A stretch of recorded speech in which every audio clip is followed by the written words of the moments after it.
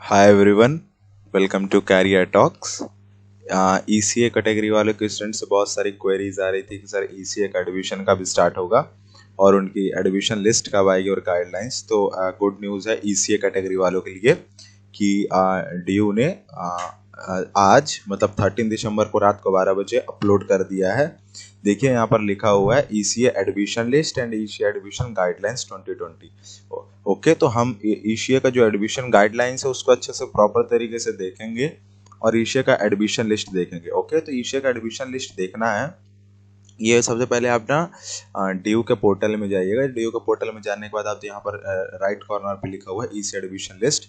इस पर आप जैसे क्लिक करेंगे, जैसे आप क्लिक करेंगे तो एक पेज खुलेगा ईसीए एडमिशन लिस्ट का। यहाँ पर देखिए सारे के सारे यहाँ पर दिया हुआ है कि कौन कौन से जो ईसीए का कौन कौन से जो वो थे जितने ईसीए कैटेगरी के अंदर थे, जैसे कि theatre, quiz, divinity, NCC, NSS या फिर western classical dance, folk dance, उसमें दिया हुआ है। अब जैसे मैं कोई भी एक खोलेंगे, जैसे इंडियन फोक में खोल देता हूँ।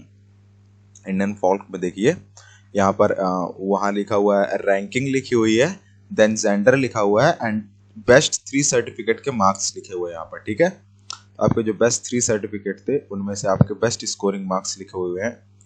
तो यहाँ पर जैसे फोक डांस का मैंने खोला है तो यहाँ पर देखिए फोक डांस के कितने बच्चे हैं और उनको कितने मार्क्स मिले हुए हैं, तो आप यहाँ से इसको देख सकते हैं।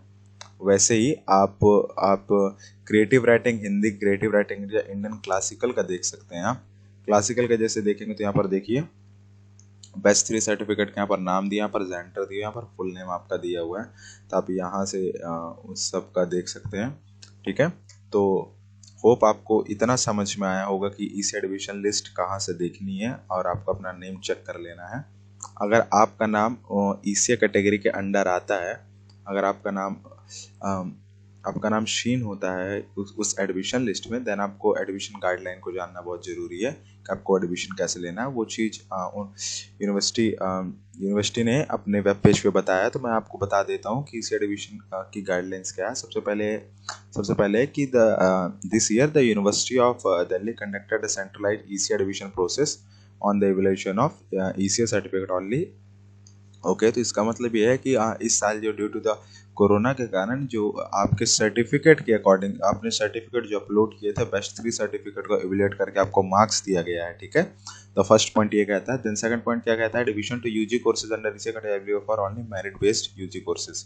Okay, not for interest based. Same जो स्पोर्ट्स कैटेगरी में था वही यहाँ पर लिखा हुआ है कि जो ईसीए कैटेगरी है उसमें एडमिशन टू यूजी कोर्सेज के लिए जो एडमिशन है वो फिर किन किन लोग के लिए है, सिर्फ मेरिट बेस्ड यूजी कोर्सेज के लिए, जो एंट्रेंस बेस्ड कोर्सेज के लिए नहीं है। तो ओके, इसके बाद आप थर्ड में देखिए क्या लिखा है कि allotment of course in college to the candidate under ECA shall be done on centralised manner through the ECA merit list. तो देखिए आप लोग का जो एडमिशन होगा और जो कोर्सेज का अलॉटमेंट होगा वो कैसे होगा, अगर जिन लोग का ईसीए मेरिट लिस्ट में नाम है उन्हीं लोग को कॉलेज और कोर्स चुनने का मौका मिलेगा based on their preferences. Based on their preferences मतलब आप जैसे कि क्रिएटिव राइटिंग में कोई इंग्लिश का ले लीजिए, आपको उसमें 15 कॉलेज मिलता है, तो आपको 15 कॉलेज का प्रेफरेंस देना पड़ेगा कि इस कॉलेज को मैं पहले चुनती हूँ, इस कॉलेज को दूसरा चुनती हूँ, उसके साथ कोर्स चुनना पड़ेगा। ओके, यहाँ पर है। लेकिन जो कॉलेज और कोर्स, ओके, वो आपको कैसे मिलेगा, आपके रैंक के अकॉर्डिंग मिलेगा। ठीक है,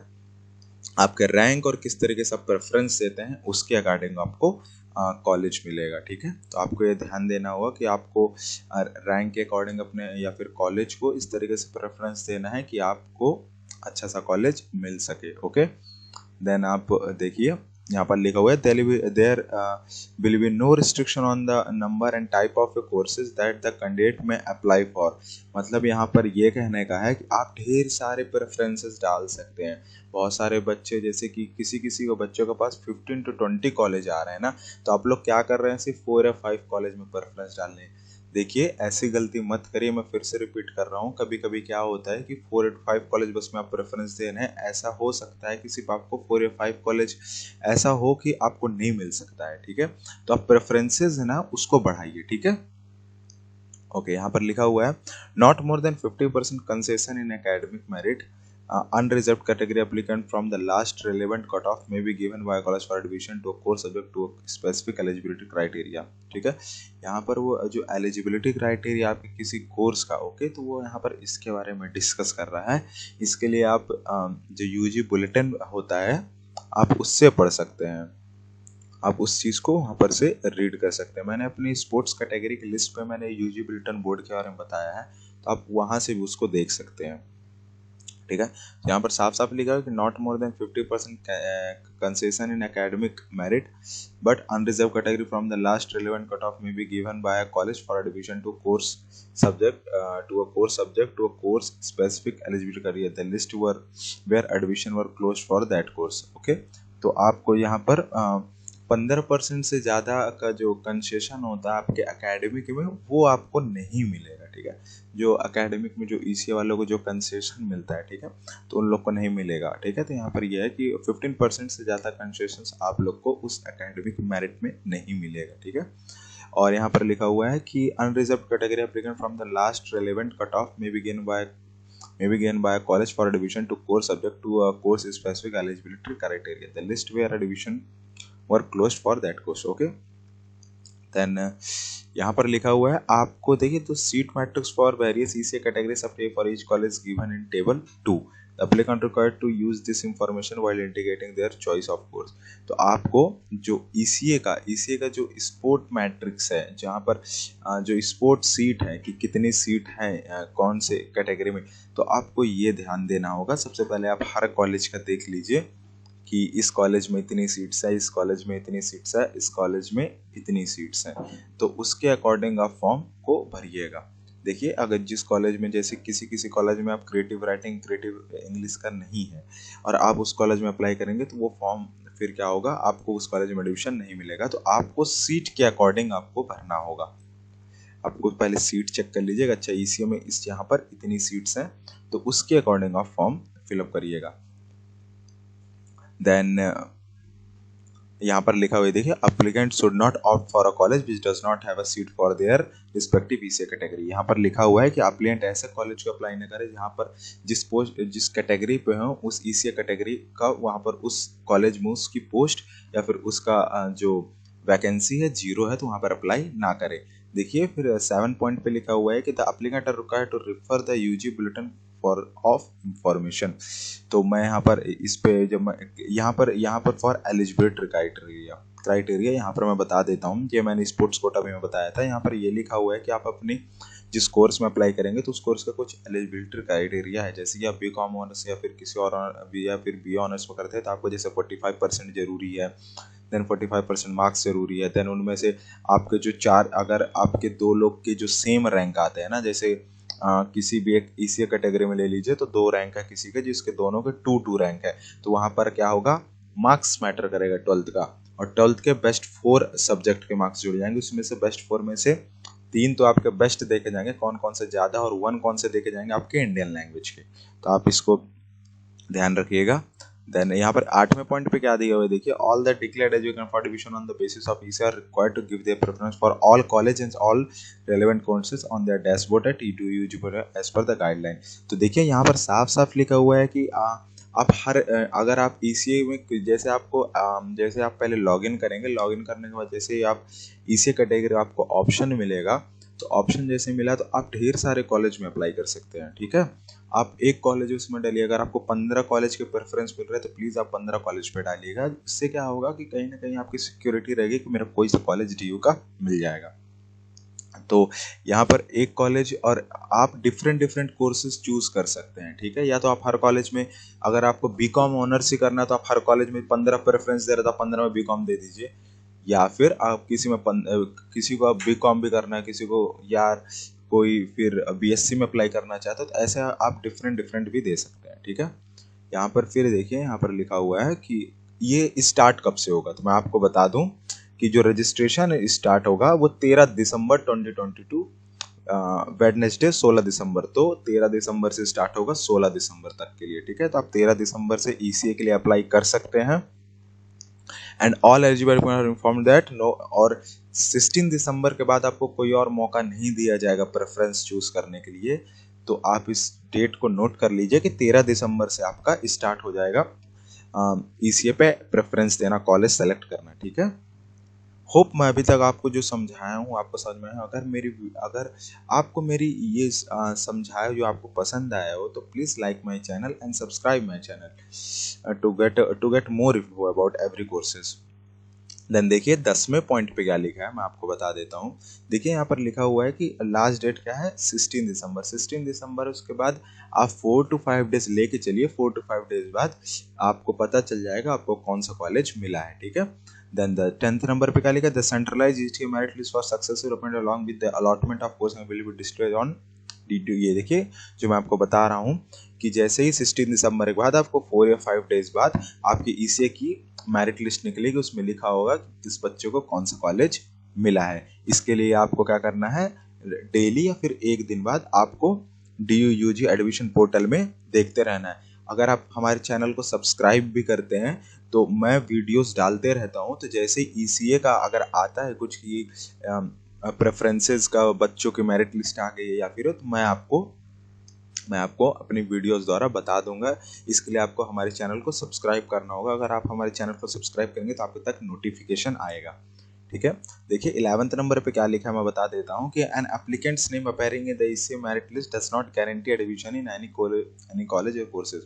देखिए ये पॉइंट आपको नोट कर लीजिए, ये बहुत इंपॉर्टेंट पॉइंट है कि जैसे आपका ईसीए का मेरिट लिस्ट में नाम आ गया ना, तो it doesn't guaranteed you that कि आपका एडमिशन उसी कॉलेज और उसी कोर्स में होगा। आप समझ रहे हैं इसका क्या, इसका मतलब ये है कि कहीं ऐसा भी हो सकता है कि सारे कॉलेज भर जाएं और आपको एडमिशन ना मिले। तो उन्होंने साफ साफ नोटिफाई किया है कि ईसीए का जो मेरिट लिस्ट है उससे आपको गारंटी नहीं दी जाती कि आपको कोई कॉलेज मिल जाएगा। इसीलिए मैं आपको कह रहा हूँ कि प्रेफरेंसेस इतने डालिए कि आपको कुछ कॉन्फिडेंस हो कि आपको कॉलेज मिल जाए। ओके, अगर आपको कोई प्रॉब्लम है या फिर कोई क्वेरी आ जाती है तो आप मेरे कमेंट बॉक्स में आप मेरे को कमेंट कर सकते हैं, मैं ज़रूर उस चीज़ का रिप्लाई करूंगा। देखिए 12th नंबर पे क्या लिखा हुआ है कि although applicants have option to choose as many college and courses combination as they wish and they are required to select only those courses where they meet these specific eligibility criteria। Okay, तो आप ये चीज़ देख लीजिए कि आपको college, आप ढेर सारे कॉलेजेस और कोर्सेज चूज कर सकते हैं और लेकिन आप जो कोर्सेज चूज कर रहे हैं प्लीज़ आप उसका जो क्राइटेरिया है वो आप देख लीजिए। जैसे कि कोई जो कोर्सेज होते हैं वो क्राइटेरिया मांगते हैं 50 to 60%। ओके, मैं आपको क्या समझाने की कोशिश कर रहा हूँ कि 50 से 60% आपका नॉर्मल होना चाहिए उस सब्जेक्ट के लिए। तो आपको ये देखना होगा कि आपके उतने हैं कि नहीं। कहीं ऐसा भी हो सकता है कि आप किसी सब्जेक्ट की एलिजिबिलिटी क्राइटेरिया को फुलफिल नहीं कर रहे हो और आप उस पर अप्लाई कर रहे हो, तो ये कहाँ से पता चलेगा, मैं आपको बता देता हूँ कहाँ से पता चलेगा। उसके पहले हम इस पीडीएफ को कंप्लीट कर लेते हैं। 13 नंबर पे ये लिखा है कि जैसे आपका एडमिशन हो जाता है, ठीक है, अगर उसके बाद अपन कॉलेज जाते हैं और अगर आप फर्जी डिग्री दिखाते हैं या फिर फर्जी अपना ईसीए कैटेगरी का सर्टिफिकेट दिखाते हैं, तब आप पे FIR भी रजिस्टर हो सकती है। तो आप प्लीज़ इस चीज़ को ध्यान रखें। तो ये था ईसीए एडमिशन गाइडलाइन, तो आपको ये ध्यान देना होगा। देन मैं आपको एक चीज़ बता देता हूँ ये कि आप बोल रहे थे ये नो एरर दिखा रहा है, एक सेकेंड, मैं उस पर वो जो उस पर क्या लिखा हुआ है वो जो यूजी ये यहाँ पर अभी ये खुल नहीं रहा। देखिए ये यहाँ पर ये चीज़ खुल नहीं रही, मैं बता दे तो इस पर क्या लिखा होगा। इस पर जैसे कि मैं उस पर आपके एलिजिबिलिटी क्राइटेरिया लिखी होती है किसी भी कोर्सेज की, कि आपकी उस पर एलिजिबल क्राइटेरिया कितनी है, आपको कितने परसेंटेज की ज़रूरत होती है किसी भी कोर्सेज के लिए, वहाँ पर वो चीज़ लिखी है। तो आप इसको नॉर्मल और कहीं से भी आप देख सकते हैं उस एलिजिबिलिटी क्राइटेरिया को। मैं बता देता हूँ, आप जो स्पोर्ट्स की जो आई थी सीट, उसमें भी वो चीज़ लिंकअप है कि आप वहाँ से भी देख सकते हैं, तो आप उसको वहाँ पर से भी देख सकते हैं। मैं बता देता हूँ, और एक चीज़ और कि पीजी एडमिशन जो है वो अवार्ड लिस्ट आ गई है, तो आप उसको देख सकते हैं। मैं आपको स्पोर्ट्स एडमिशन गाइडलाइंस ये है, तो वहाँ पर ये दी हुई है, यही लिंक वहाँ पर भी दी हुई है, लेकिन वो लिंक खुल नहीं रही है, तो मैं आपको ये लिंक बता देता हूँ। ये सेम है, ये वही PDF है, आप उसमें भी खोलेंगे तो यही लिंक खुलेगी। ये देखिए एलिजिबिलिटी क्राइटेरिया आपको बता रहा था, तो वो मैं बता देता हूँ क्या है एलिजिबिलिटी क्राइटेरिया। ये देखिए मैं इसकी बात कर रहा हूँ, जैसे आपको B honours applied science history या फिर पॉलिटिकल साइंस से करनी है, तो देखिए यहाँ पर लिखा है कि 45% मार्क्स क्वालिफाई होना चाहिए। देन क्या लिखा हुआ है कि best 4 subject will be counted, और यहाँ पर ये सारी चीज लिखी हुई है। तो आपको कह रहा था ये चीज की, ओके। तो ये थी आज की वीडियो। आपको समझ में आ गया होगा कि ईसीए में क्या क्या थी और एडमिशन गाइडलाइंस क्या क्या हैं। अगर आपको हमारी वीडियो अच्छी लगी हो और अगर तो please press the like button and subscribe our channel and press the bell icon to get more info about DU university and any other university. अगर आपको कोई कमेंट है तो आप हमारे चैनल के नीचे कमेंट करिए, we will reply soon. Okay, thank you.